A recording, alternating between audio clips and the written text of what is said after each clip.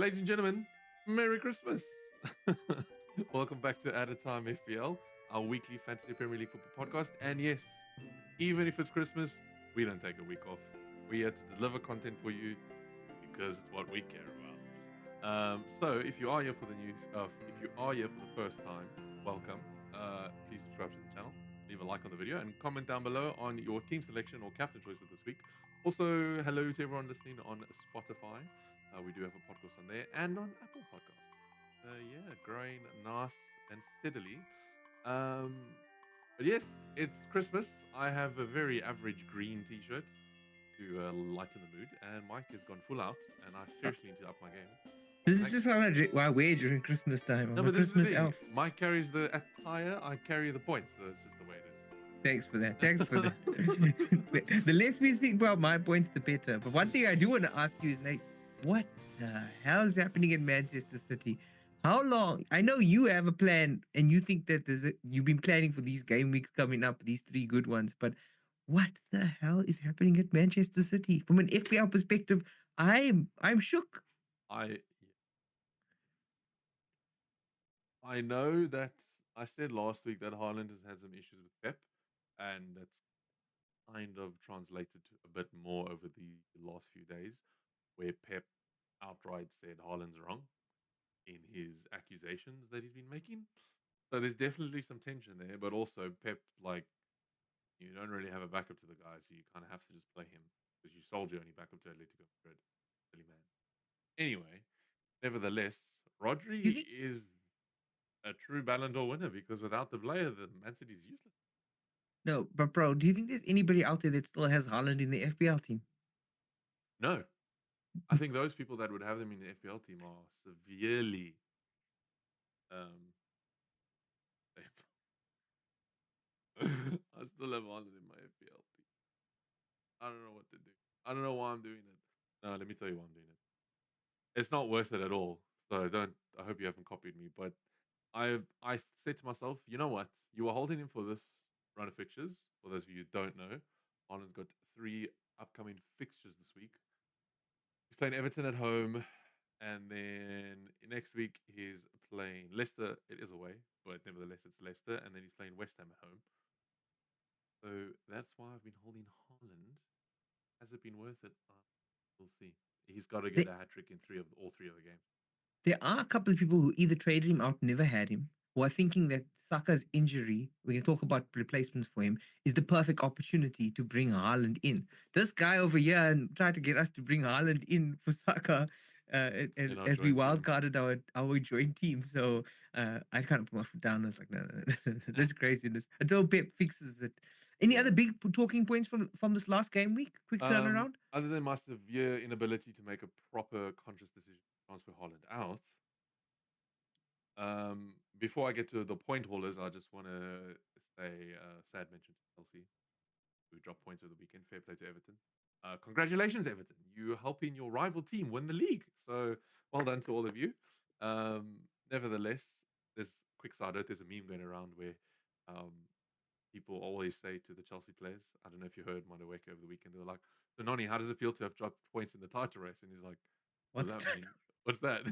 what's the title rate, bro? What's the title race? It's It's so probably a funny. joke. They're probably laughing themselves Well, sick. I know they yeah, and points, I but think they're like, doing it what's because the fans are doing it. And Cole Palmer's just like, oh, what's the title race? It's what? just good fun. Anyway, nevertheless, we're not in the title race. We're trying to qualify. But who are those? Who are those 3 big haulers though? Because a lot of people either had them on their bench or I haven't had had both on them my in. bench. Thank you, FPL gods, for making Smith Rowe not make the starting team because I had Rogers on my bench. Rogers was one of them. Rogers got a massive 14-point haul. He was sitting first position on my bench and came in for Smith Rowe, and there you go. Another reason why bench depth is important. Second player on my bench is Hodgson, the Bournemouth player who I brought in a couple of weeks ago, who we were like, really? And then the value was really good, and I thought, why not? And he hauled. Fortunately, I didn't have him on my starting 11 for that haul. Nevertheless, the move paid off technically because he got he got a 14-pointer as well. And then the man that hurts, because his name is Aina, it's 15 points. South African joke. It's 15 points for Forest, 5 points well, 5 mil actually at this point. A bit of a dark horse, we think, because he's just flying under the radar, getting points, and not many people noticing him. Yeah, I think if you're definitely not going for South the back line, you definitely probably want him, if not a double up for the And rest of the and season. just a side note, Neko Williams, he's the other side forward, fullback, hold as well. He got 11, so good week for Forest. Forest are fourth, by the way, so fair play to them. Yeah, they're going to catch Chelsea just now. But the biggest talking point for this week, the biggest thing that happened, and then the FPL's already reacted to it in a price drop. Bukayo Saka's injured, and he's out for Bukayo up to Saka, 7 game weeks, little if quiz. not more. Yeah, And I don't know everybody's what's happening with Arsenal because does that mean Arsenal hit a bit of a dip because they kind of did when he was injured last time? We'll see for Arsenal, but yes, I moved him out the day he got injured because I was aware of the volatility, the volatility, yeah, volatility, volatility. Guys, it's midnight. I'm tired. the The volat, violent the volatility. violent volatility that is this bullish FPL market, where players just drop like flies. Um, I'll talk about my moves later. So you guys stay to the end, or you could just But who's the best replacement for Saka? Because there's everybody and their mother out there is trying to replace Saka right now. the best at this moment would be Mbuemo. Buemo's back, baby. He's got such bad fixtures, but at the But same time, he's he's got always playing up front and they he's got good score a lot form. of goals. Yeah, exactly. He's scoring. He's cheaper by at least 2.5 mil. So if you want to move back to Holland, move to Mbuemo for Yeah. Saka. Don't listen to Uh, me. And for all those people who are thinking that his fixtures aren't tasty enough to go for Mbuemo, or maybe they have Wisa and that they feel that that's enough, we got to look at some other Saka replacements. We've got down Bruno Fernandes. Yeah. I put a forward slash with Bruno Fernandes and Ahmed. If you don't have the money Okay. for Yeah. Fernandes, you want to put it up front into an Isak, a Jackson, or an Haaland, then move to Ahmed instead of Havertz, Fernandes. even Jesus. Like, yeah, the list goes on. But yes, you've been an advocate for Ahmed, and I mean, he has been hauling. You went with Fernandez, so it's like give and take. But Either yeah, or, but I just know that both of those players are going to start. The well, nice thing about Fernandez is yeah, on pens. well, So yeah. that's the benefit of Fernandez, that Bruno extra. Fernandez, everyone, not Enzo. Yeah, Relax. Bruno Fernandez, Man United. They are very up Fernandes. and down. They have been up and down for a long time. So they lost last week, but they most likely could pull out a win this week. Yeah, You can't really predict it. I think Ahmed replaces Smith Rowe, kind of a thing. Rotational midfield. The other You got two, two Spurs players, my yeah, man. they're Tell me about highlighted in that. red. Everyone, that's not what. Well, I've noted them down in red, because I noticed that Spurs are playing against Forest, and Forest are kind of cooking this season, and I think they're a better shot to win, and they're playing at Nottingham Forest. Well, so for that fixture particularly, I don't know if I'd make the move. However, for the longevity of the run, Thorny scoring goals, Madison scoring goals within the first 10 minutes, like it's fun. Been doing it for 2 weeks in a row already. So it would just be an outside look if you don't have Solanke. I don't think Spurs are favorites to win the game, but I No. would put money on Spurs scoring goals Yeah. because that's what Spurs are. Yeah. They weak defensively, but going forward they leave nothing. They're the They play with old no fear. trio of Sturridge, Suarez, and Sterling at Liverpool, remember? Yeah, Except not as Triple S. class, but yeah. um, And then you got Diaz down. You were thinking a double up on Liverpool midfielders. yeah, just I saw fair play to Kevin in our mini league. Kevin is a Liverpool fan, and Kevin was the one of the few that doubled up on Diaz and Salah. So he got major points this week. So shout out to him. And it gave me the thought of why not move to another Liverpool player, considering the goals are coming from everywhere. And I think if Liverpool score big, Diaz is in the picture. However, I know you like to think of him more as a like a Kulusevski kind of player, like he will score once in a while. The thing about Diaz that makes me think he's a great option is that if Salah is rested, because it's a quick turnaround, He'll then start. I think the chance of Diaz starting goes up, and Diaz will be their leading goal threat. So that's my big thing of this week. Diaz is a good pick just because I'm not so sure that Salah starts the game. I think he might still come on, but I don't think he starts, or he could not start. There's a good chance because there might be some rotation, busy period. You don't want to burn out Salah too much. You want him for this title race that they know they're in, unlike Chelsea. So go Yeah. for it. Then you jumped the gun on this transfer, and I slept on it. So why don't you tell us about why Alexander Isak cannot be unnoticed anymore? The problem is that he is injury prone, but when he's not injury prone and Newcastle build up a bit of steam, he has some of that Zlatan reincarnate. Zlatan energy. I know we're in the Swedish same chocolate. wavelength there. He's just fire up front, and I think there's also this element of a lot of teams are asking the question, where's he going to be after January? Because teams like Arsenal are in the Maybe hunt City. for a striker. Man City even need a striker. Looks like they need a backup Well, they might be striker. relegated too, to be fair. That's just a side rant. But anyway, yeah. So and with Newcastle trying to conform to FFP rules and all of that, selling Isak right now may be an opportunity, and he might be just in the shop window and going to show that he can play for an even bigger team. Newcastle is a massive team, just by the way. Yeah, Much respect to them, but definitely. they're in this weird transitional space right now, and I think if a big team like Arsenal comes knocking, I think there's opportunity for him there, especially when they don't have an out and out striker Yeah. and one that's Premier League pedigree. And he is hot right now. He's on hot form. He keeps scoring. My I think only he's hauled concern 4 would weeks in be, a row. Yeah, would he be rested to prevent an maybe. injury? We're gonna have to see. Chris, that's what FPL is about during Christmas: is who is rested and who's not. But even if he's rested or not, what is the golden rule of FPL this season, right?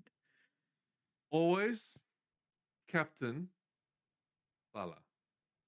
I'll tell you a little quick story. I'm chilling on yesterday, and I got a phone call from a Man United supporter back home. His name is Shamlin. So I thought it was a safe call. But I answered the call, and there was a whole host of Liverpool supporters laughing at me because we dropped points against Fulham. And all the Liverpool supporters are Asian, and they were all screaming, telling me the Mo Salah, the Egyptian god card. So, yeah, always Captain Mo Listen, Salah. for all I you love it. Liverpool fans that are laughing at Chelsea, I have that we're not even competing for the title, so you're just laughing at yourself because we're happy with fourth. So just calm down, relax. It's not that deep. Like, and also it's Maresca's first bloody season, and we're second. So I'll just watch out for your game in hand Everton derby because you might lose that. Calm will come around.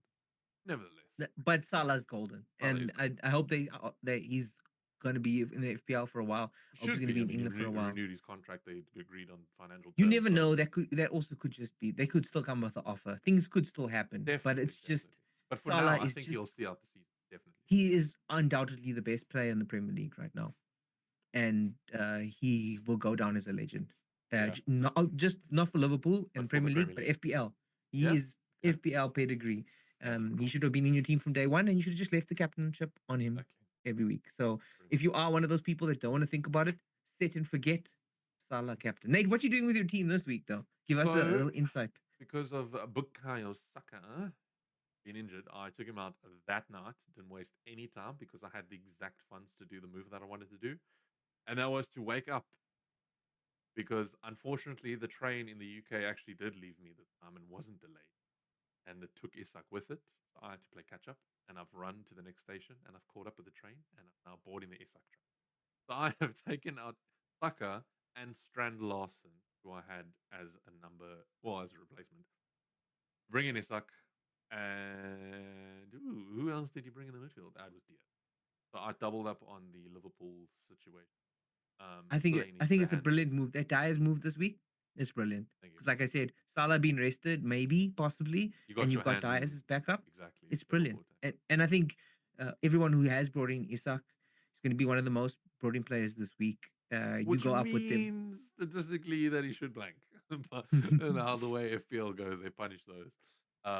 Yeah. So again, I'm not expecting him to hold 17 points and get another hat trick.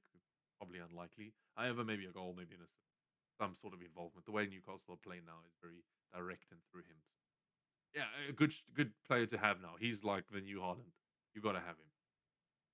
Yeah, I think it's a good time to have him as long as he stays fit and there's not too much rotation. But Now that Newcastle was look on the my up. first -4 this season because I had to use two transfers. Most is Christmas and you spend a little more money than you used to. So you Exactly. took that extra little debt. Go into the debt. Negative There four. we go. Why did you tell the class if you made another minus transfer? Speaking how many Of Have you course it made did. this Of course season? it did. Because I live on a credit card debt. Yeah. So tis the season to bring in Jesus, right? It's all I mean, about it's his Jesus. birthday, so He was on fire midweek, scored a hat trick. Mike called He it, by the comes way. Go look at the clip. He said Jesus will score this weekend, and he did. He really did. he comes back and he does it again this Gets a week. And now brace and an assist. With Saka injured, I think that he's going to be the one that they're going to look to pull them up. Even if Harvard starts and he starts, it could be that. Yeah, Harvest can play So out wide. He's done it before. I'm backing a Jesus start for the Christmas season. Tis the season, so bring him in up front. But that's not solving my Saka problem. To solve my Saka problem, I'm going with your first suggestion of the best player to bring in Ooh. is bring back Mbuemo. So Mbuemo's back, Like tough it. fixtures, but I trust him. If he's playing in a pivot up front We saw. with Wisa and he scores even in they lose games and he's on penalties half the time. Yeah. He does share it with Wisa, so we'll see how that plays. But he's just a fire player, and I think he's also in the same bracket as Isak, where he's a player that other bigger teams might be targeting Yeah. either for a January move or a summer move. And I think that creates a little bit of fire in a player to, either prove that they need a contract upgrade here where they are, or to get Appeal that to big bigger move to clubs. and he's even more so than Isak looking for that big one. Now Yeah. the big choice, the big question, Nate, who are you Oh. captaining this week? Or is All it right. I have thought about this, and despite what I said about always captain Mohamed Salah, you should just captain Mohamed Salah. There is no despite what I said. It's just so I have my captain on Mohamed Salah because good? they got a Me very too. weak Leicester City at Anfield this week on Boxing Day, albeit Boxing Day. But nevertheless, guys, just captain him. What's going to really matter though, before we get to the rest of this list, is vice captain. Because for those of you who don't know, it is a midweek fixture and normally teams rotate.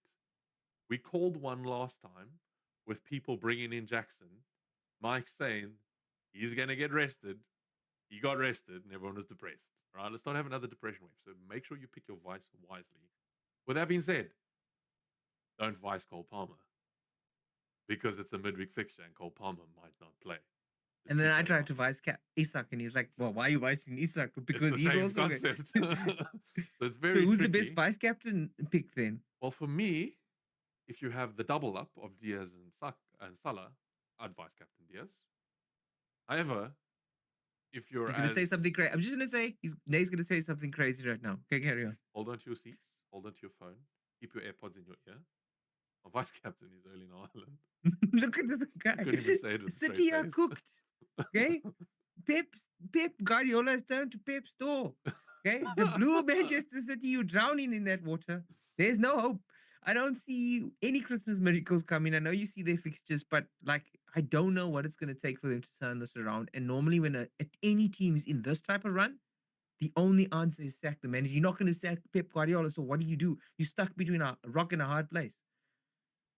Rock and a Holland place, yeah. Well, that's the thing. So, yeah, Holland is my vice. I'd also say if you do have Holland and you're as psychotic as me and you've held him for this long, he could be a differential captain pick. I'm just saying. It is Everton at home, like at the Etihad. Like, you have to consider. Yeah, Nevertheless, my moving along from that yeah. riffraff. Oh, sorry. No, Just my quickly. option on captains is very simple. If you're in a position like Nate, where you're leading your mini leagues and you're doing quite well in the world, I don't take chances. I say just stick it on Salah because you don't need to take chances. Yeah. But there's people like me who are in the middle of your mini league and you want to jump up. You have to kind of hope that your differential captain pick does pay off. And that's what I've been trying to do, but it hasn't paid off because I've not been nailing that hauling player, and Salah's just been hauling. So if you're not in the top of your mini league, you take a risk on Haaland, Diaz, even Palmer and Isak. But if you're near the top and you want to hold that lead, Salah's the best choice. And speaking of mini league, you can always join ours. We have 60 players currently in our mini league, which is way more than I thought we would have, which is really fun. Who knows? Maybe if we hit 100, we'll do something. I don't know. We'll see. But join the mini league because good competition. And Mike needs help to throw me. Now I'm not doing anything but throwing in nobody. Okay, I'm just here for the vibes. I'm representing, the 80% of the population of FPL players in the bottom half. There we Nate's go. representing the top 20%. Okay. We all Um, have our role to play. yeah, exactly. Just to outside mention, I know I said don't vice these players, but naturally they could be considered captain picks, which would be Cole Palmer. They playing Fulham at home. However, me and Mike are convinced we don't win that game. Purely because Fulham Fulham is are we really good. could win it, but just not going to be easy. It's not a No. walk in the park. And also Just it'll be like like a 2-1. You know what I mean? like Everton, just like Everton, it's a defensively strong team, and so they're going to shut down Cole Palmer, even if he starts. And so it's going to be a tricky fixture. I would say the Isak versus Villa fixture is more favorable than the Yeah, Palmer versus Fulham one. I agree. He would be the next standout captain pick. We could just completely not know what you're talking about, and Palmer could get a hat trick. Who knows? But I wanted him to get a hat trick against Everton, but they blocked Chelsea. That one big cock block. hey man, that was a Pickford special on Gusto. Like he does that all the time and gets away with it. I'm still a little bit. That's But a. never mind. I'm actually, in a weird way, I'm happy because I like Sean Dyche, and I'm glad that it's working out. Fair. Yeah.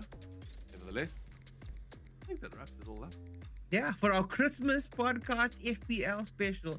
If you aren't doing anything with your family, you'll be watching the soccer on Boxing Day with us. Here we go. May the points be ever in your favor as always, and later in this week. Merry Christmas, guys. Hope you get Christmas FPL points. There we Have a go. good one.